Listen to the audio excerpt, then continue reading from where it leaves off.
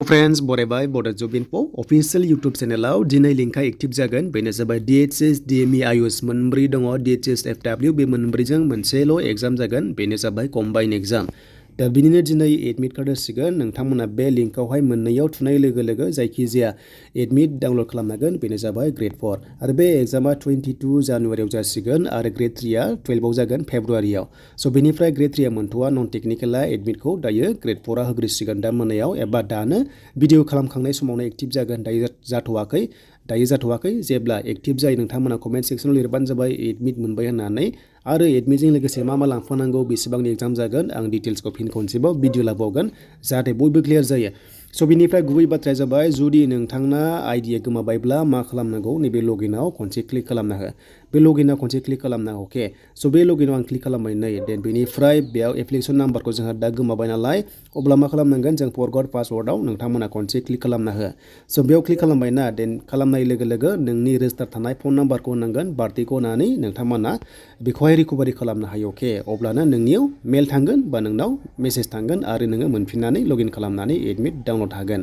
स' बे क्लियार जाबायना देन बेनिफ्राय जोंहा एग्जाम सेन्टार लिस्टखौ जों दानिया नायनोसै फैदो गोबाव खालामा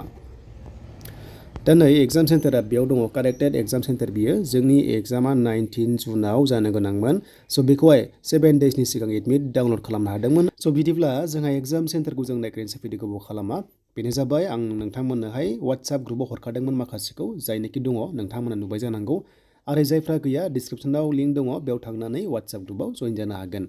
मानोना सिगां नोंथांमोना आपडेट मोननो हागोन स' बेनिफ्राय नैबाव दङ नै बेनो जाबाय नोंथांमोननि corrected name and address of examination centres बे जाबाय जोंहा गोदान जोंनि एग्जामा पस्टपन जादोंमोन नालाय बेनो जाबाय 19 जुनाव जानो गोनाङा जादोंमोन नालाय स' बिनि उनावनो मोनसे गोदान नटिस होदोंमोन बेनो जाबाय DHS निफ्राय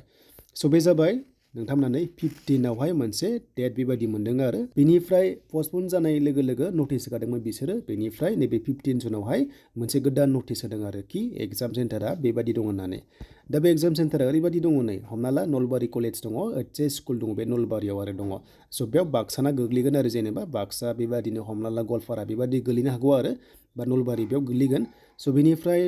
गोबां दङ स' बेखौ नायना ला गोबां सेन्टार दङ नोंथांमोना नुनो मोन्दों हमना ला गुवाहाटिबो दङ